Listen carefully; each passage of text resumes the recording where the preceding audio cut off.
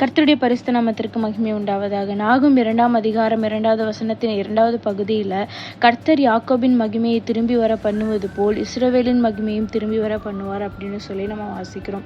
இந்த வசனம் பார்த்திங்கன்னா ஒரு நம்பிக்கையை கொடுக்குற ஒரு வசனமாய் காணப்படுகிறது. சில நேரங்களில் நம்முடைய வாழ்க்கை வெறுமையாகி போகலாம். ஒருவேளை நம்ம முயற்சியெல்லாம் தோல்வி அடையலாம், நம்ம நம்பிக்கை இல்லாமல் இருக்கலாம்.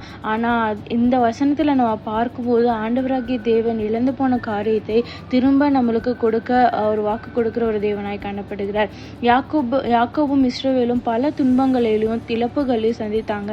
ஆனால் கடைசியில் தேவன் அவர்கள் மகிமையை மீண்டும் நிலைநிறுத்தினார்னு சொல்லி நம்ம பார்க்கிறோம். அது போல தான் இன்றும் நம்ம எதையாவது இழந்திருக்கலாம். ஒருவேளை நம்ம சந்தோஷத்தை இழந்திருக்கலாம், சமாதானத்தை இழந்திருக்கலாம், நல்ல வாய்ப்புகள் இழந்திருக்கலாம், அல்லது நம்முடைய நம்பிக்கையை நம்ம இழந்திருக்கலாம். ஆனால் தேவன் எல்லாவற்றையும் திரும்ப கொடுக்க அவர் போதுமான தேவனாய் காணப்படுகிறார். ஸோ இந்த வசனத்தில் நமக்கு சொல்லப்பட்டிருக்கு, இழப்பு அப்படிங்கிறது ஒரு முடிவு கிடையாது. தேவன் இன்னும் அந்த இழப்புகள் மத்தியிலையும் இன்னும் நம்ம கிரியை செய்து கொண்டிருக்கிறார். அதே போல நம்ம இழந்து போன அந்த மகிமையை மீண்டும் அவர் கொடுக்க அவர் போதுமான தேவனாய் காணப்படுகிறார். ஒருவேளை நீங்க மனசு உடைஞ்சு போய் இருந்தீங்கன்னா, எல்லாத்தையும் இழந்துட்டேனே, என்னுடைய சமாதானத்தை இழந்துட்டேனேன்னு சொல்லி நீங்கள் கவலையோடு இருந்தீங்கன்னா, இந்த வசனத்தை நீங்கள் ஞாபகம் வச்சுக்கோங்க. யாக்கோபின் மகிமையை திரும்பி வர பண்ணுவது போல் இஸ்ரவேல் மகிமையும் திரும்பி வர பண்ணுவார்னு சொல்லி இந்த நாளில் கூட ஆண்டவர் நமக்கு வாக்கு கொடுக்குற ஒரு தேவனாய் காணப்படுகிறார். கர்த்தர் தாமே உங்களை ஆசீர்வதிப்பாராக. ஆமேன்.